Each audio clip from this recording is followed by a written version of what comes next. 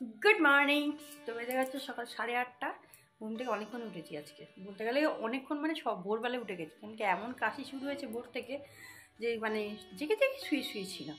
তো যাই হোক, এখন 8:30 বাজে। মেয়ে আর বর চলে গেল বাজারে, রবিবার বাজার, রবিবার মেয়েকে সঙ্গে নিয়ে বাজার যায়। আর এবার আমি ঘরে ফাঁকা, শ্বশুরমশাইও বেরিয়ে গেছে, নাচকুনি তার অফিসেও গেছে। তো পুরো বাড়ি এখন ফাঁকা হয়ে গেছে, এবার যাবো হচ্ছে কাজ করতে। এখনো বিছানা তোলা হয়নি। আর কি হাওয়াটা না চালাচ্ছে, উফ, মানে স স করে হাওয়া চালাচ্ছে, বিশাল জোরে জোরে হাওয়া দিচ্ছে।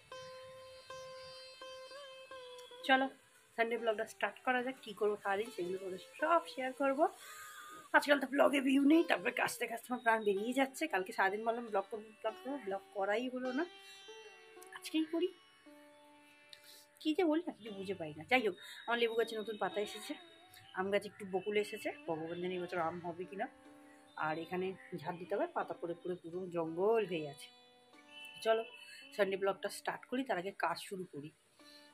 আর সানডেতে কিছু না থাকলেও কি দেরি হয় আমার।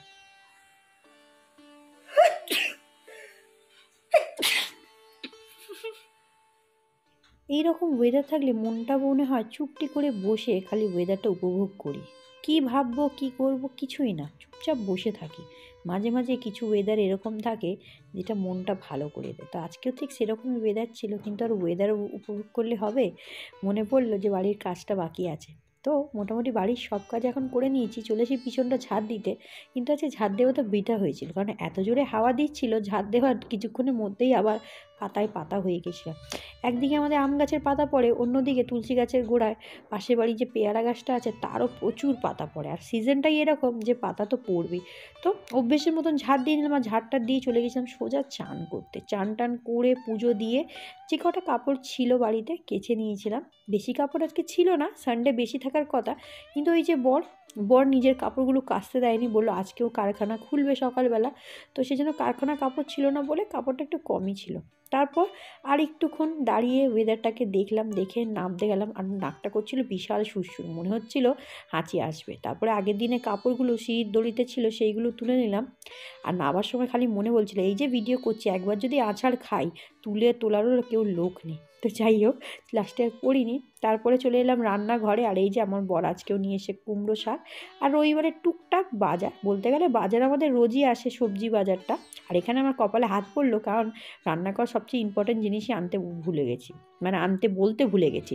এবার যদি বরকে ফোন করি তো রীতিমতো চিল্লাবে, সেটাই ভয় পাচ্ছি যে কি বলবো। আর এদিকে একটাও আলু নেই, মানে একটাও আলু নেই বলবো না, দুটো ছোট ছোট আছে, কিন্তু ওই দুটো আলুতে হবে না। কি আর বলবো, বুকটা করছে ধুকপুক, কিন্তু বলতে তো হবে, রান্না তো করতে হবে। তো কি করে বরকে বললাম সেটাই তোমাদের নিজের মুখেই বলবো, চলো সেটা বলে নিই। আবার একবার গুড মর্নিং। বেজে গেছে হচ্ছে বেলা 10টা, আর আমি চলে এসেছি রান্নাঘরে পুজো টুজো দিয়ে চান টান করে রান্না বসাতে। আর আর কি বলবো, তো তোমরা তো দেখতেই পেলে বাজারে অনেক সবই বলেছি, আলু বলতে ভুলে গেছি। মেন কথা, কালকে রান্না সকালবেলা আমি ফ্রিজ খুলে কী কী সবজি আছে উঠে গেছি, কিন্তু রান্নাঘরে যে আলু পেঁয়াজটা থাকে সেটা আর খেয়াল করিনি। পেঁয়াজ এনেছে, আলুটা আনেনি। এবার যদি আমি বলি যে আলু আনো, তাহলে চিল্লাবে।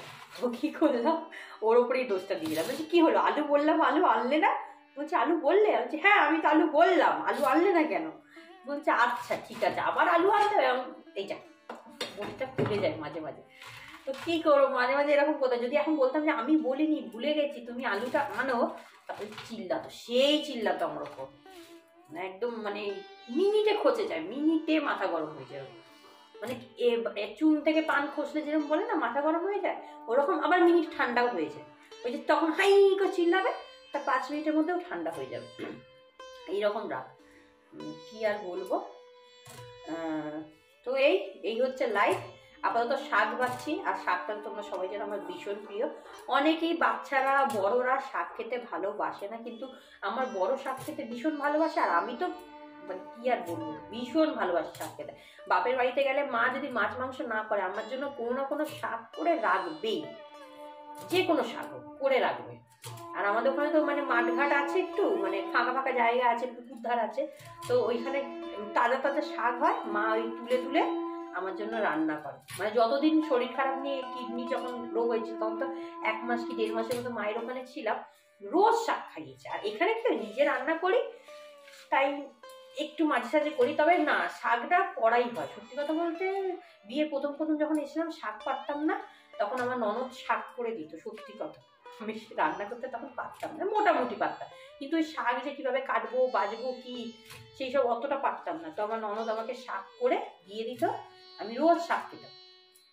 আমাকে হাতে তারপরে তো আস্তে আস্তে শিখে গেছি এখন নিজে করে নিই। কিন্তু প্রথম বছর আমার ননদই আমাকে শাক খাইয়েছে, কারণ আরও খাওয়ানোর কারণ ছিল আমি প্রেগনেন্ট ছিলাম। আমি বিয়ের প্রথম বছরে আমি প্রেগনেন্ট হয়ে গেছিলাম, তখন শাক ফাক খাওয়া খুব ভালো।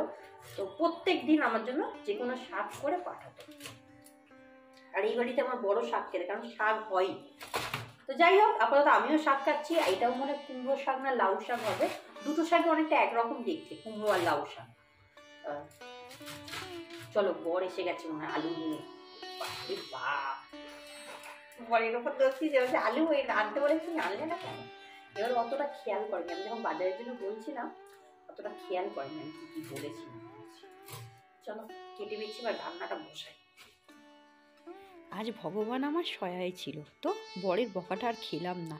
একটু মিথ্যে কথা বলতে হলো, কিন্তু কি আর করব, আমার বর জাজর চেঁচায়। আর আগের চটেও তো আলুটাই এনে দিত না, রান্নাটাই পণ্ড হতো। তো ওর ঘরে একটু দোষটা দিতে খারাপই লাগলো। মিথ্যে কথা আমি খুব কম বলি, এটা আমার স্বভাবে নেই, মিথ্যে কথা আমি বলি না। কিন্তু আজকে একটু মিথ্যে কথা বলতে হতো, বললাম, কারণ না হলে বিশাল বকা খেতাম। তো এখানে দুটো কড়াই দেখে অনেকে ভাবছো কী রান্না করছি। একটা কড়াইতে বসিয়েছে হচ্ছে শাক, আর এই যে ননস্টিকের কড়াইটা দেখছো এতে বসিয়েছে হচ্ছে মাংসের মশলাটা। তো মশলাটা বেশটি করে কষাচ্ছি। আর হ্যাঁ, মাংসের জন্য আমি কখনো পেঁয়াজ পেস্ট দিই না, সবসময় পেঁয়াজ কুচি কুচি করে কেটে সেটাকে মশলার মধ্যে ভালো করে কষিয়ে গলিয়ে দিই, যাতে পেঁয়াজটা দেখা না যায়। আর এখানে মশলাটাকে ভালো করে কষিয়ে নেওয়ার পর এখানে মাংস আর আলু দিয়ে আরও কিছুক্ষণ কষাবো, যতক্ষণ না আমার মন ভর্তি হচ্ছে যে কষানোটা হ্যাঁ হয়েছে। আমার ওরকমই লাগে, একটু রসকস থাকে। দেখতেই পাচ্ছ প্রচুর তেল দেখা যাচ্ছে, রান্না একটু তেল বেশি ব্যবহার হয়ে যায় আমার। তো এখানে রান্না করে ভাবলাম একটু টাইম ছিল, কারণ মেয়েও তখনও বাড়িতে আসেনি, আর রান্নাটা তাড়াতাড়ি হয়ে গিয়েছিলো। তো ভাবলাম একটু নিজের যত্ন নিই। অনেক দিন আগে নেল পলিশ পরেছিলাম, তারপরে নেল পলিশ অর্ধেক ছিল না। তো নেল পলিশ তোলার পর আর পরার সময় হচ্ছিল, তো পাটা খালিই ছিল। তো ভাবলাম চলো আজকে যখন একটু টাইম আছে একটু নেল পলিশটা পরেই নিই।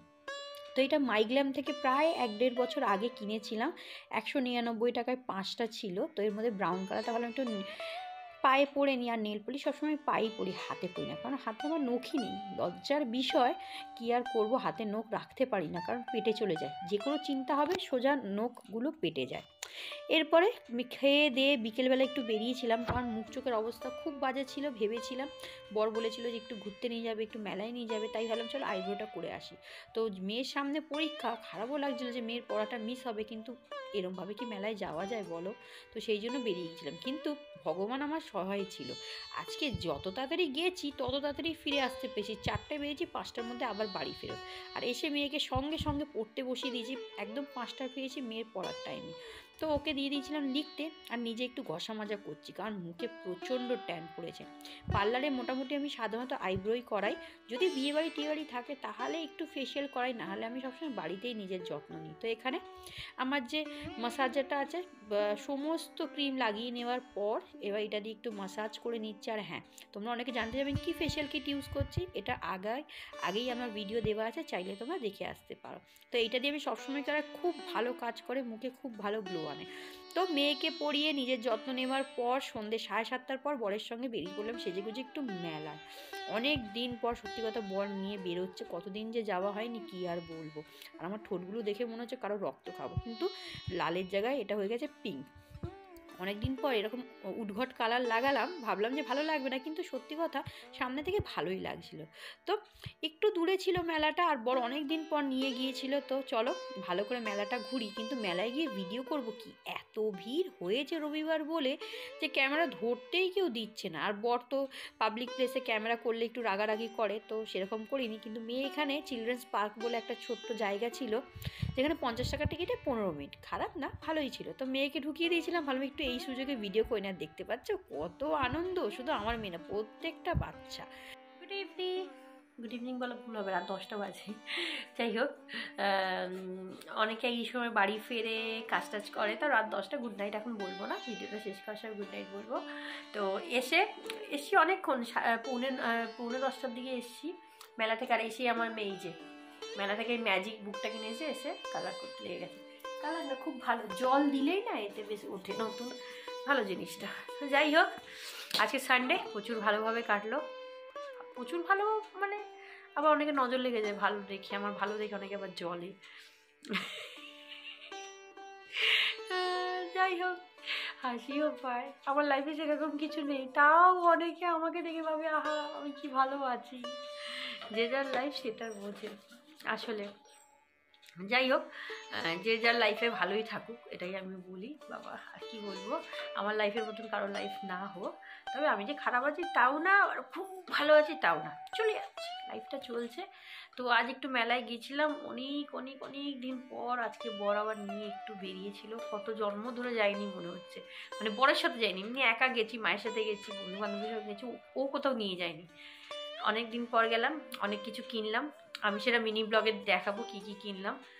কী কিনলাম, ম্যাজিক বুক কিনলাম, আমি একটা ট্রেনিংয়ে যাই যে ওই শিখতে যাই, ওর জন্য একটা ব্যাগ কিনলাম বড়, একটা পার্স কিনলাম, আর ছুরি কিনলাম, ছাঁকনি কিনলাম, টুকটাক ঘরেরই জিনিস কিনলাম। তো যাই হোক, আর এবার যাবো হচ্ছে খেতে, খিদে পেয়ে গেছে, মাংস কড়াই ছিল, রুটি করবো, 4টে রুটি করবো, হয়ে যাবে 4টা না 6টা না 7টা লাগবে, ব্যাস। তারপরে ঘুম পাচ্ছে, দুপুরবেলা আজকে ঘুমোতে পারিনি। তারপর বেরিয়েছিলাম, আইব্রো করা ছিল না, বলেছিল মেলায় নিয়ে যাবে, আমি টুকিয়ে গেলাম আগে আইব্রো করে এসে, আইব্রো করেছি, আর এবার একটু আইব্রোটা জোড়া করার চেষ্টা করেছি, বোঝা যাচ্ছে এই হালকা হালকা। আগে জোড়া করতাম বলে জোড়াটা বুঝে, তখন না করে করে না আমি তুলে দিই মাঝখানেটা। তো মানে যে পার্লারের লোক বলবে, লোকে জোড়া খোঁজে করার জন্য, তোমার জোড়া আছে তুমি জোড়া তুলে দাও। তো এবার হলাম আমার জোড়া তুলবো না, তুমি জোড়াই করে দাও। তো এবার জোড়া করেছি বলে একটু মানে এখনো ওঠেনি সেভাবে এখানে লোমগুলো, বলছি উঠুক তো জোড়া হয়ে যাবে। তো হালকা মানে সামনে থেকে বোঝা যাচ্ছে, ক্যামেরায় অতটা বোঝা যাচ্ছে না। যাই হোক, এই ছিল আজকে আমার সানডে, যেটা তোমাদের সঙ্গে শেয়ার করলাম। এই যে জল দিয়ে পুরো কালার হয়ে গেল, জল দিয়ে বেশ ভালো মজার জিনিস। আর কি, আজকে সানডে, এখানেই সবাইকে গুড নাইট বলছি, দেখা হচ্ছে নেক্সট ব্লগে। ততদিন সকালে ভালো থাকো, সুস্থ থাকো। আর আজকে ব্লগ দেওয়ার কথা ছিল 9টার সময়, কিন্তু আজকাল এই যে বেরিয়েছি না, এডিট করার সময় পাইনি, তো এই আজকে আর ব্লগ দিলাম না, আজকের ব্লগটাই সানডেতে দেবো। মিনি ব্লগ ছেড়েছিলাম আজকে, তো কেউ যারা আমার মিনি ব্লগ দেখোনি তারা প্লিজ মিনি ব্লগ দেখো, আর যা চ্যানেলে নতুন এসো চ্যানেলটা সাবস্ক্রাইব করে দিও, ভালো লাগে লাইক কমেন্ট করো। আর চোখ খুলতে পারছি না, ঘুম পাচ্ছে, দুপুরে ঘুমাইনি না, ঘুমানোর অভ্যেস হয়ে গেছে। চলো টাটা।